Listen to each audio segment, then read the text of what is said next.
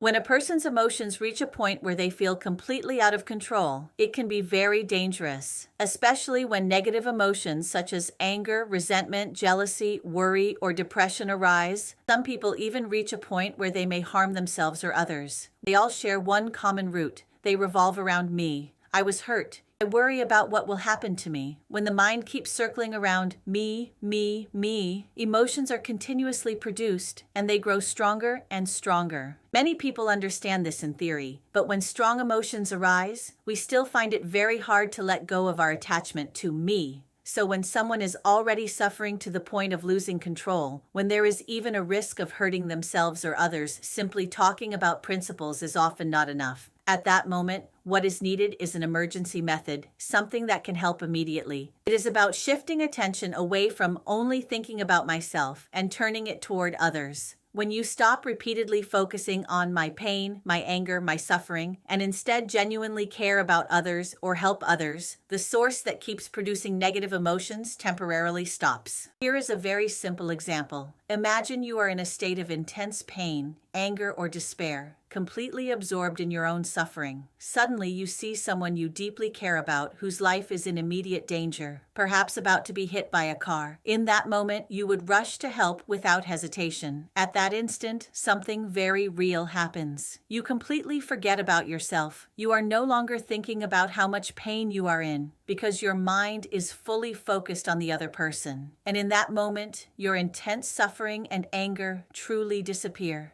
at least temporarily. Not because the problem was solved, but because your mind is no longer fixed on me. This is why helping others is a genuinely effective method when emotions feel overwhelming. If you have the chance, you can try this for yourself the next time emotions begin to spiral out of control. Even doing something small to help someone else, as long as it is done sincerely, can help the mind gradually settle down.